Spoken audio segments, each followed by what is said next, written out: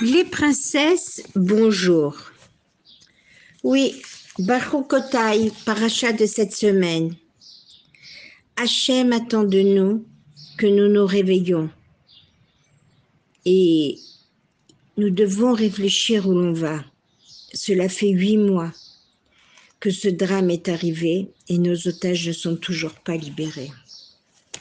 Alors, puisque cette étude, Bezrat Hachem, soit dédiée pour la gloire de la Géoula Berachamim, à la réfoua chez les mains rapides de Yosef Chaim Shalom Ben Sarah, de Simona Bat Esther, Shalom Ben Rachel, Rachel et Lucienne Essim Yeladim Shel Imi Morati Germoma, à la réfoua chez les mains d'Avraham Ben Rachel et de tout Am Israël, à la protection de tous les Chayalim et du Ham Israël où il se trouve, et pour hâter la libération des otages et de la Géoula. Alors cette paracha Berokotai, si l'on suit les préceptes de la Torah et les exécute, Hachem nous promet que nous vivrons en sécurité sur notre terre, puis mettra la paix sur votre terre. C'est notre relation avec Hachem. Est-ce une répétition? Les Chachamim m'expliquent que vivre en sécurité fait référence avec les autres peuples qui nous entourent. Et je mettrai la paix sur votre terre fait allusion au shalom, au sein de Ham Israël, de notre peuple lui-même. Il y aura le shalom dans le Ham Israël entre les différents groupes qui forment ce peuple. La paix en Eretz Israël. Alors, qu'est-ce que cette paracha va nous proposer? C'est un programme magnifique. La Amal, Aïn même la Meud, qui veut dire s'investir. Donc, en s'investissant ou avec investissement, Amal, s'adonner au limoud, à l'étude, ne suffit pas. Un total investissement, faire le lien entre l'étude et la voda d'Hachem. Hachem veut qu'on s'investisse dans l'étude de la Torah de tout son cœur, même amener des chidushim, des innovations. Le Amal avec concentration, constance. Alors revenons parmi les brachot qu'Hachem promet aux Bnei Israël, qui suivent ses mitzvot, ses commandements. On trouve la terre donnera sa récolte et l'arbre donnera son fruit. Alors que les autres brachot sont réellement exceptionnels, surnaturels, inexplicables. Mais que la terre donne ses fruits, de tout temps la terre et l'arbre donnent son fruit, que l'on se comporte bien ou pas. C'est Hachem, l'absolue bonté. Le Malbim nous fait comprendre ce discours, que si nous méritons la bracha, la terre donnera leurs fruits comme avant la faute du fruit défendu dans le Gan Eden, comme au moment de la création du monde. Alors, la récolte et les fruits viendront le même jour, où l'on aura semé. Alors, lorsque l'on observe les lois de la Torah, on doit être en progrès constant. On doit toujours avancer, chercher à mieux faire, ne serait-ce qu'un petit peu. L'essentiel étant de ne pas faire du surplace, d'où le terme de marcher. C'est un commandement de marcher. Alors, en résumé, le thème de l'amour, l'assiduité qu'on doit avoir dans l'étude de la Torah, de l'attachement à Hachem, à l'image de Rabbi Shimon Bar Yochai, de l'amour du prochain, relier ceci avec une tfila et une tzedaka, le but pour lequel on est venu dans ce monde est d'avancer, de progresser spirituellement, de niveau en niveau. Que les Juifs marchent avec fierté pour exécuter la volonté de Boré Olam.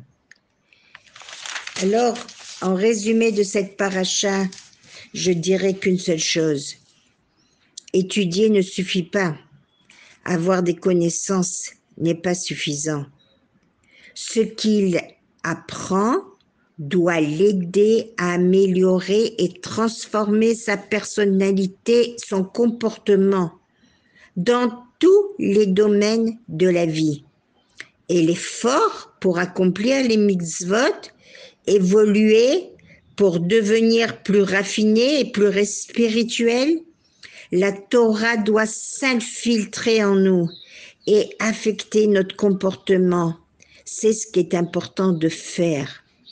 Pénétrer la Torah dans nos cœurs, dans notre conduite, pour y parvenir, réaliser que notre étude doit nous transformer. Elle doit intégrer notre limoud, notre étude, et de la mettre en pratique dans nos vies, que nous soyons à la hauteur. Amen. Alors, l'histoire que je voudrais vous raconter aujourd'hui, c'est l'histoire de Jonathan, qui vit depuis quelques années en Israël, où il étudie dans une yeshiva. Un jour, il ressent le besoin de se confier à son rosh yeshiva sur les épreuves qu'il traverse.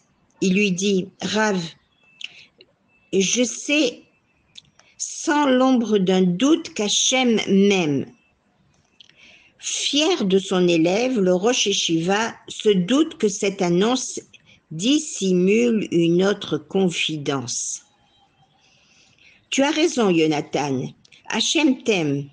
Nous sommes tous ses enfants, mais hélas, parfois l'homme en doute. Si tu sais avec certitude qu'Hachem t'aime, alors tu es l'homme le plus heureux. C'est une force inestimable.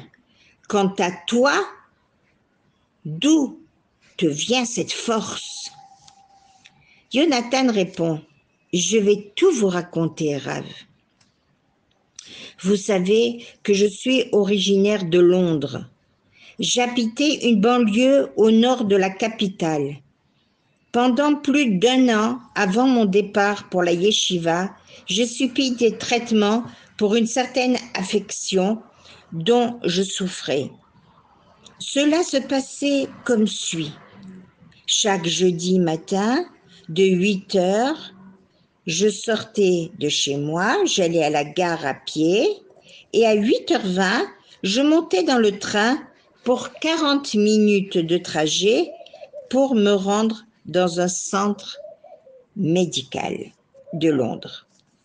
Après 1 heure de soins, je retournais chez moi en métro. C'était mon programme chaque semaine, chaque jeudi à la même heure. Sous le regard bienveillant de son Rav, Jonathan poursuit. « Écoutez bien, Rav.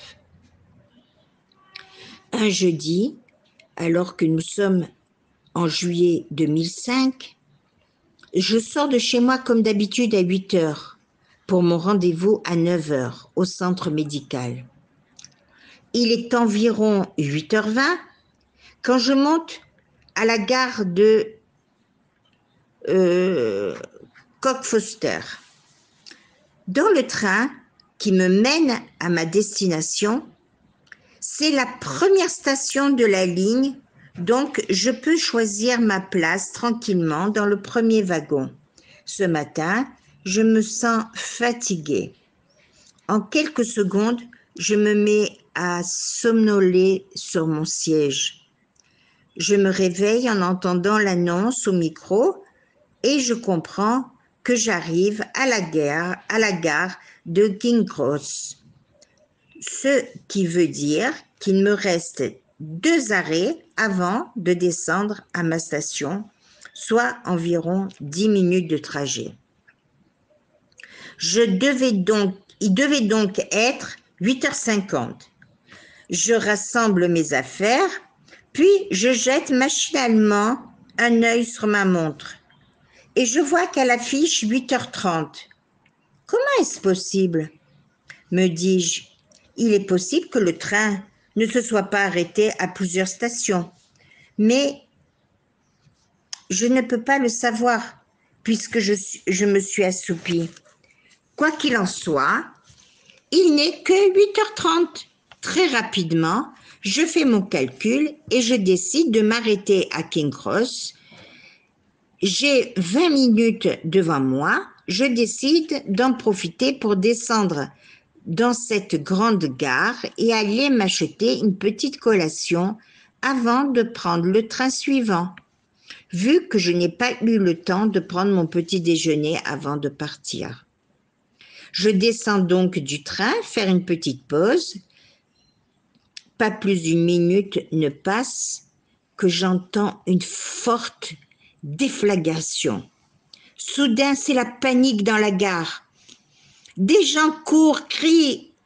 On peine à comprendre ce qui se passe. Rapidement, je me rends à l'évidence. La rame de métro où je me trouvais a été la cible d'un attentat terroriste à la bombe. Rave, j'ignore si vous avez entendu parler, mais ce jour-là, le 7 juillet 2005, 4 attentats simultanés ont secoué la capitale britannique. Cette attaque dans les transports en commun à l'heure de pointe ont fait 56 morts, dont 27 dans l'explosion à laquelle j'ai échappé. Après avoir saisi cela, je me retrouve en plein milieu de ce chaos, sans savoir quoi faire. Je comprends que je dois rapidement appeler ma famille pour les rassurer. Ils doivent s'imaginer le pire à mon sujet. J'ai un téléphone, j'essaye de les contacter, mais il n'y a pas de réseau. Toutes les lignes sont saturées. Je ne peux pas les joindre. Je dois rentrer chez moi, mais tout le service ferroviaire est bloqué. Je sors, j'essaye à tout prix de me rapprocher de chez moi. Je fais de l'autostop et je réussis à monter dans un bus. J'arrive finalement à rentrer chez moi après 2h30 de trajet. Quand je passe la porte, je vois mes parents, mes frères, mes sœurs, tous à côté de la radio et pleurent à se ronger le sang. J'entre alors et je m'exclame « Papa, maman, je suis là !» Tous éclatent en sanglots. Nous étreignons comme jamais auparavant. Puis mon frère dit « C'est un miracle. Tu aurais dû être dans le train puisque l'attentat a eu lieu à 8h50. » Je lui réponds alors que l'attentat ne s'est pas produit à 8h50 mais à 8h30. Tous répondent « Mais non, Jonathan, à 8h50, regarde de partout, toutes les informations diffusent en continu. Aucun doute possible, l'attentat avait eu lieu à 8h50. » Je regarde ma montre et je vois qu'elle affiche encore 8h30. Je comprends et je prends conscience que j'ai mérité un miracle. Un miracle incommensurable. Hachem a fait en sorte que ma montre s'arrête précisément à 8h30 et a orchestré tous les événements de sorte que j'ai le réflexe de consulter ma montre et de me tromper dans l'horaire. C'est comme s'il m'avait soufflé à l'oreille. Descends du train, mon fils. Je veux te sauver la vie. À ces paroles, Jonathan ne peut plus retenir ses larmes. Il sanglote silencieusement à la mémoire du miracle auquel il doit la vie. Il se reprend et dit au rocher Shiva, « Rav, j'ai parfois des difficultés dans la vie.